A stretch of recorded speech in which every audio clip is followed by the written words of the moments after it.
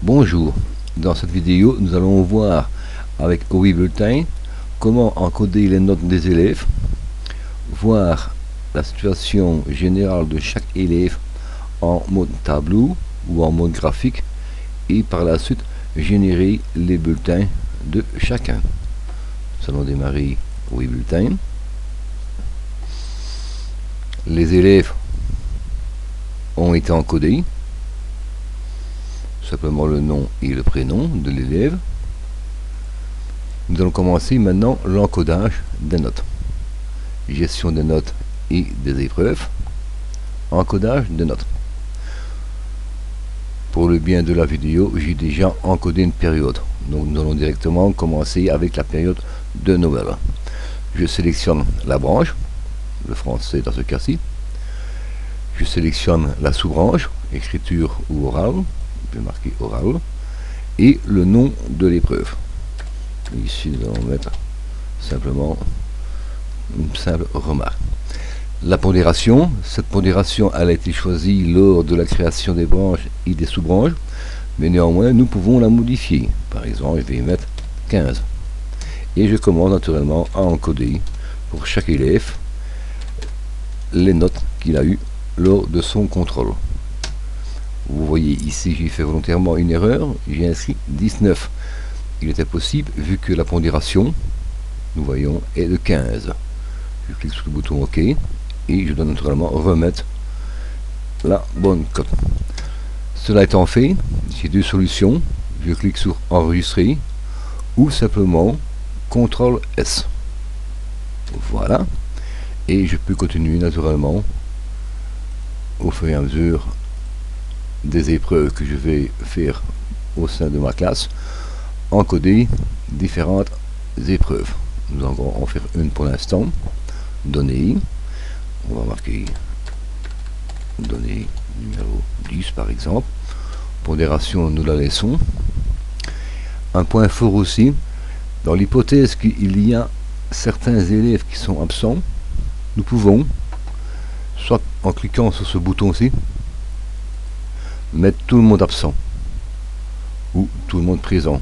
Mais si maintenant j'ai un absent, par exemple je vais prendre Jacques Smith, je vais faire un double clic ici et la lettre A se met dans cette colonne. Donc cet élève n'aura pas 0 quand il est repris vu qu'il est absent, mais le programme sait que cet élève n'aura pas de code. Donc je vais commencer à encoder mes premiers élèves du mois présent lors du contrôle. C'est sur 20, je vais faire du 17 et je vais faire du 15.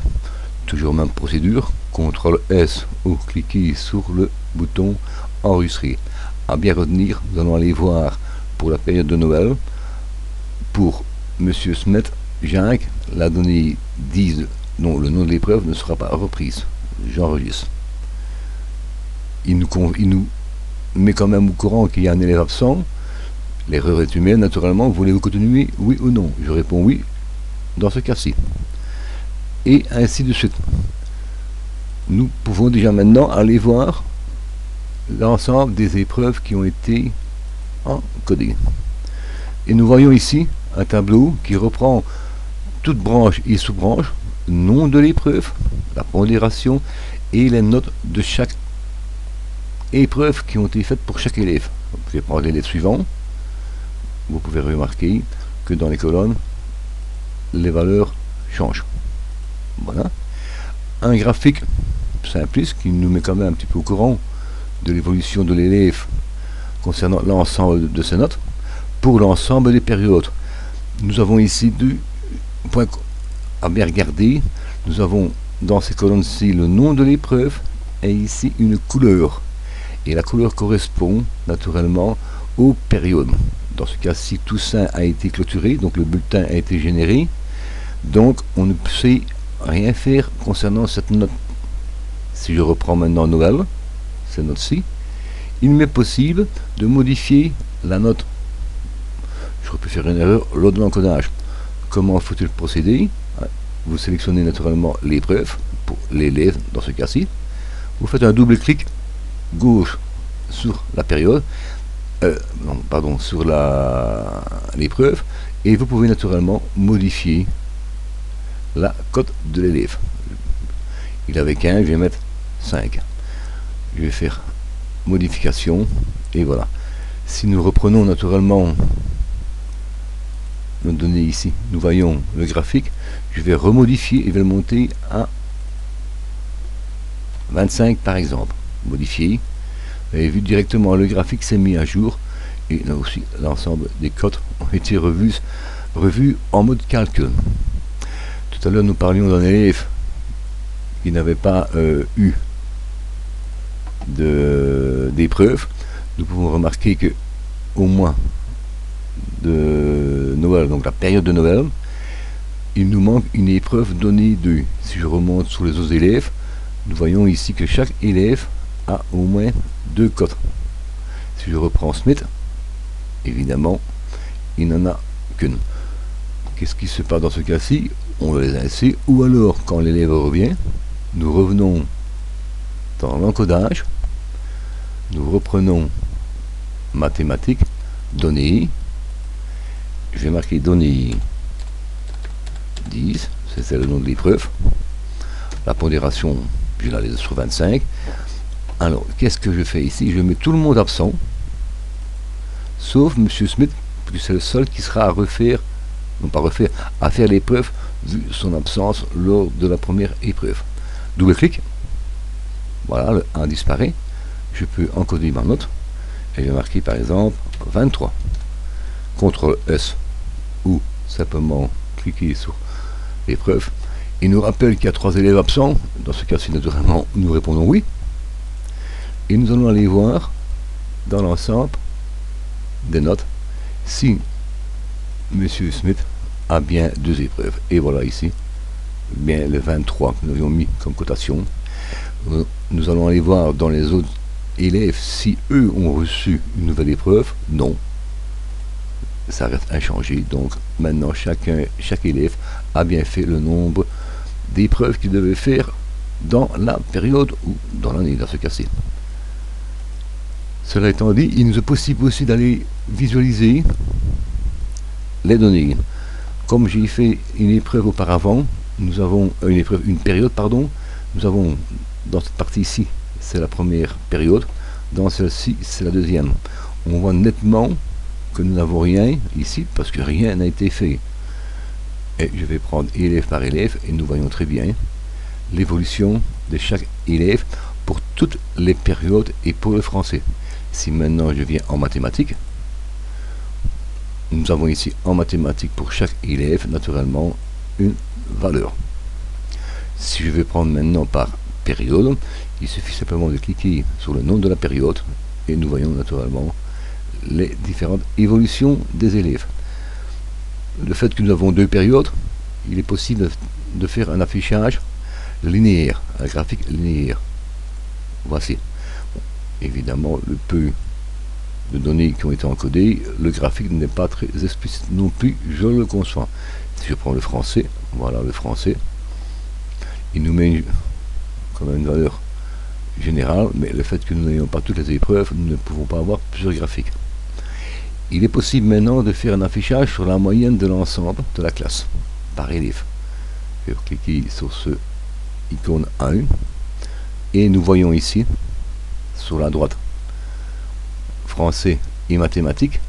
Ce qui est en couleur pleine, c'est la moyenne de la classe, et hachuré, c'est la valeur de l'élève, avec naturellement ici les valeurs en pourcentage correspondant naturellement à chaque branche dans ce cas-ci. Je sélectionne un autre élève et nous voyons le graphique évoluer. Nous pouvons aussi faire un affichage par branche. Dans ce cas-ci, c'est le français pour chaque élève. Nous voyons comment il se présente. Je vais prendre les mathématiques. Je vais reprendre le graphique, voilà. Et mathématiques avec les données de chaque élève. Et nous voyons l'évolution des élèves sur l'ensemble des périodes encodées. Évidemment, je peux à tout moment imprimer ce document de manière à le montrer à l'élève ou aux parents. D'autres possibilités, c'est de pouvoir voir quels sont les élèves en difficulté. Nous avons ici pour le français, donc tous les élèves en dessous de 50% s'affichent pour chaque sous-branche. Si je mets 60%, évidemment là j'ai un deuxième qui s'affiche parce qu'il est à 50%. Si je prends en mathématiques, nous n'avons rien. Donc nous avons ici une très bonne classe. Maintenant nous allons aller voir comment créer un bulletin. Nous devons avant tout générer les bulletins. Voilà. Si je fais impression des bulletins, qu'est-ce qui se passe? Je n'ai que la période de Toussaint de chaque élève. Je dois d'abord, auparavant, aller dans mes périodes, clôture d'une période pour les bulletins. Dans ce cas-ci, je vais clôturer Noël. Clôturer. Êtes-vous certain? Oui. Je peux fermer le modèle clôture des périodes. Je reviens dans mes bulletins, impression des bulletins, et nous voyons ici que nous avons déjà deux périodes. Je vais reprendre la période de Noël, n'importe quel élève, et je vais imprimer les bulletins. Vous allez me dire comment se fait-il qu'on a des montants sur 100%. Simplement, nous allons revenir dans les paramètres et nous avons déterminé dans le module pondération des bulletins quelles étaient les cotes reprises pour chaque sous-branche, qui sont naturellement ici à introduire suivant les natures des bulletins. Possibilité aussi naturellement un sous-total, un total général et un total en pourcentage. Une fois que cela est fait, on ne change plus rien pendant le cours de l'année. Je vais revenir dans mes bulletins, impression des bulletins. Il m'est possible pour chaque élève d'aller voir déjà un petit peu un tableau qui récapitule l'ensemble des branches et sous-branches pour chaque période, qui me fait un total général sur l'ensemble de l'année qui ont été naturellement utilisés. Il est possible aussi d'aller mettre des commentaires, c'est-à-dire si on désire faire un petit commentaire pour chaque élève, il suffit simplement de cliquer sur actif les commentaires, quitter. Je vais par exemple imprimer le bulletin de M. Durand Antoine. J'imprime. Là il me demande ici naturellement un commentaire. Nous avons déjà un petit visu simpliste sur l'ensemble des données et on peut dire bon travail, continuer par exemple, quitter, et nous voyons ici en dessous le commentaire qui apparaît. Voilà en deux mots comment on peut générer des bulletins, avoir différentes statistiques sur l'ensemble des élèves ou sur les élèves par rapport à la classe, et de manière à pouvoir mieux gérer, je veux dire ici, les élèves au cas par cas, suivant naturellement le problème qui peut se rencontrer dans telle ou telle sous-branche. Dans une vidéo future, nous verrons la possibilité d'exporter et de sauvegarder naturellement les données vers des supports extérieurs.